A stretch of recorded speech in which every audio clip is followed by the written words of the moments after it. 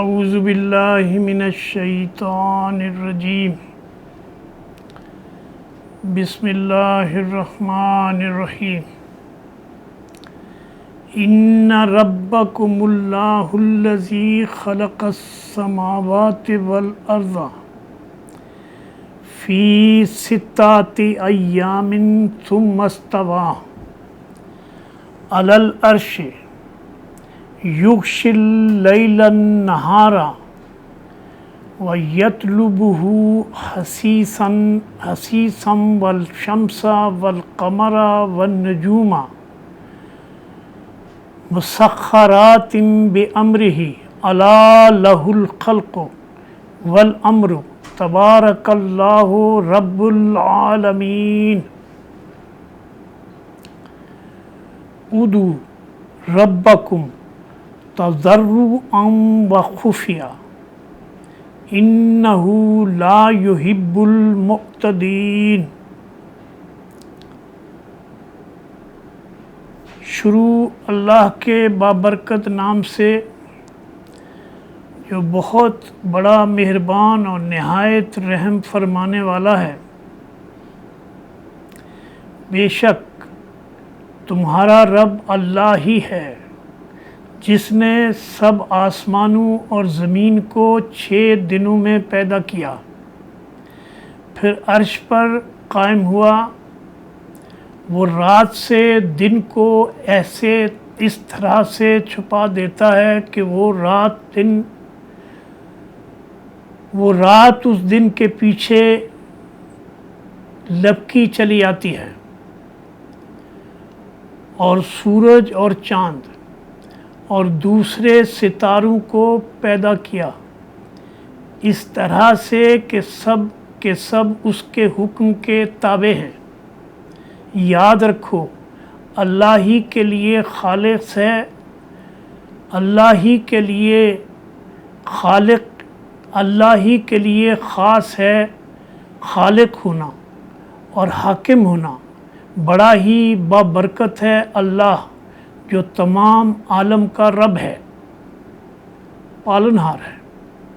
تم لوگ اپنے رب سے دعا کیا کرو،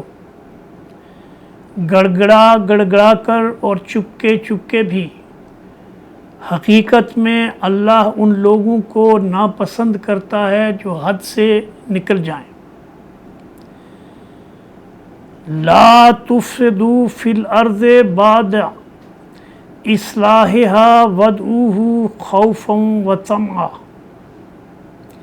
ان رحمت اللہ قریب من المحسنین۔ اور زمین کی اصلاح کے بعد اس میں فساد مت برپا کرو، اور تم اللہ سے ڈرتے ہوئے اور اس کی رحمت کی امید رکھتے ہوئے اس کو پکارو۔ بے شک اللہ کی رحمت نیک کام کرنے والوں کے نزدیک ہے۔ ناظرین، اسلام ایٹ کراس روڈ کے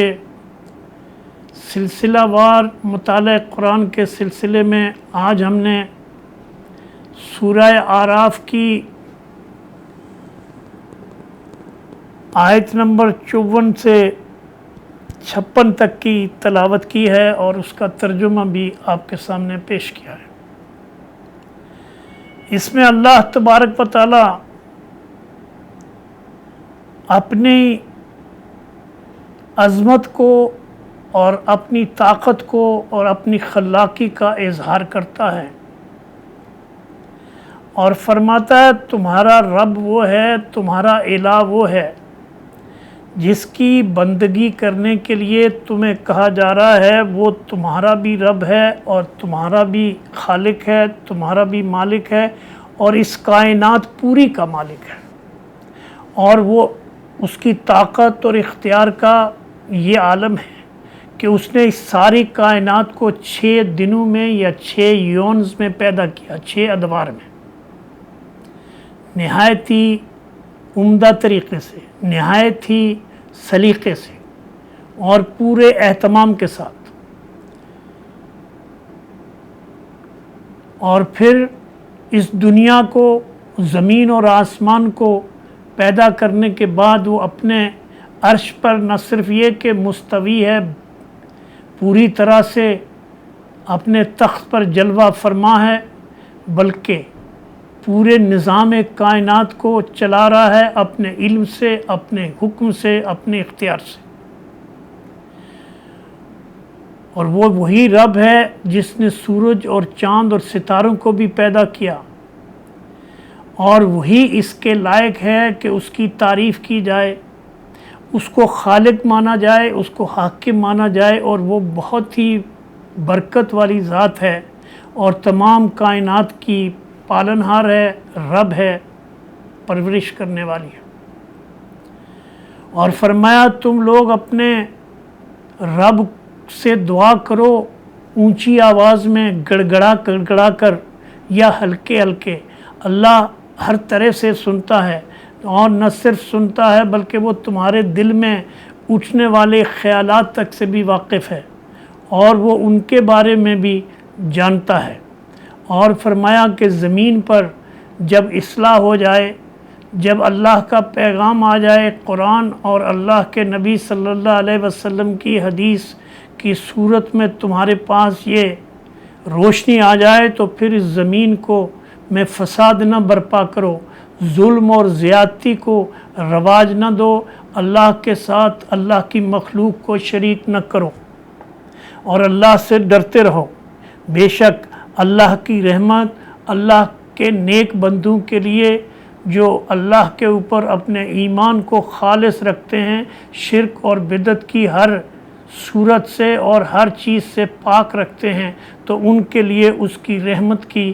کوئی انتہا نہیں ہے۔ دنیا میں بھی وہ ان کا سرپرست ہے، ان کا پروٹیکٹر ہے، ان کا گارڈین ہے، اور دنیا کے بعد